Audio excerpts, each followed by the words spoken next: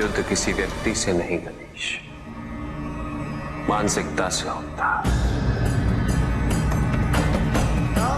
युद्ध में संघर्ष अच्छाई या बुराई का नहीं होता, सभी में अच्छाई है और बुराई भी है पुत्र।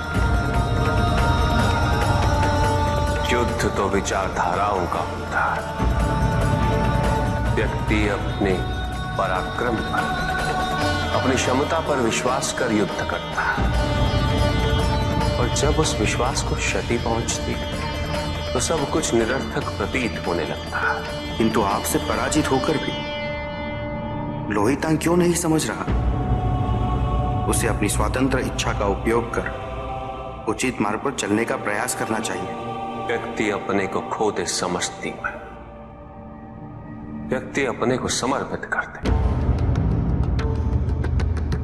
छोड़ दे अहंकार को, तो भ्रम की इच्छा ही पूर्ण होती है, और अभी भी वही फलित हो रही है।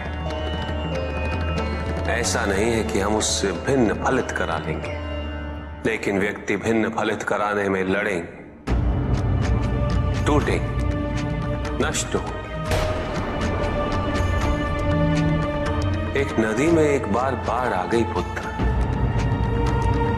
दो छोटे से तृण उसमें बह रहे थे,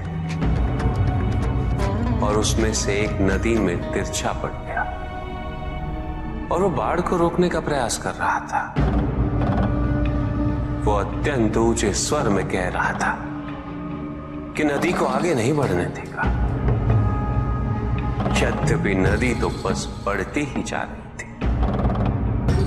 वो फिर ऊंचे स्वर में यही कह रहा था कि मैं इसे अवश्य रोकूंगा, यद्यपि रोक नहीं पा रहा था। नदी को तो उसके संघर्ष का कुछ भी पता नहीं चल रहा था, किंतु नदी को उसके होने या ना होने से क्या अंतर।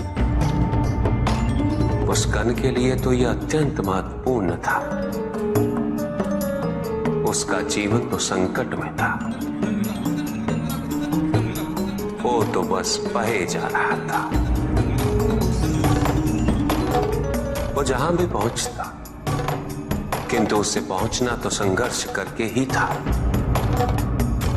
किंतु ये बीच का क्षण, ये बीच का काल दुख, पीड़ा, द्वंद्वता का काल है। वहीं दूसरी ओर जो दूसरा तृण था, उसने अपने को समर्पित कर दिया। वो तो नदी में सीधा पड़ा हुआ था, नदी के प्रवाह के साथ साथ बहता जा रहा था, और उसे ऐसा प्रतीत हो रहा था जैसे कि वो नदी को दिशा दे रहा है,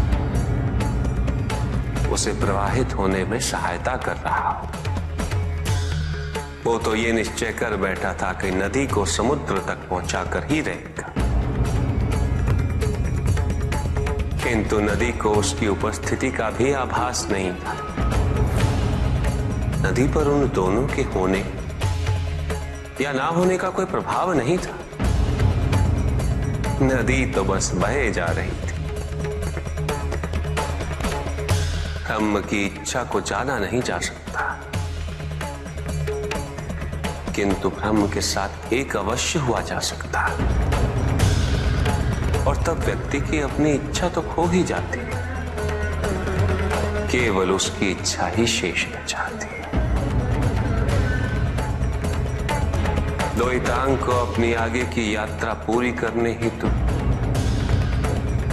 अत्यंत महत्वपूर्ण निर्णय अवश्य लेने होंगे। केवल उसके अहंकार को,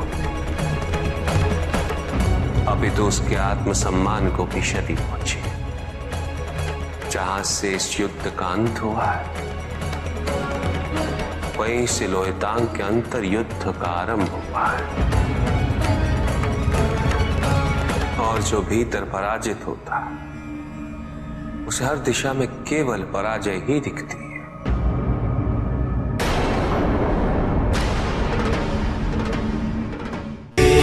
देव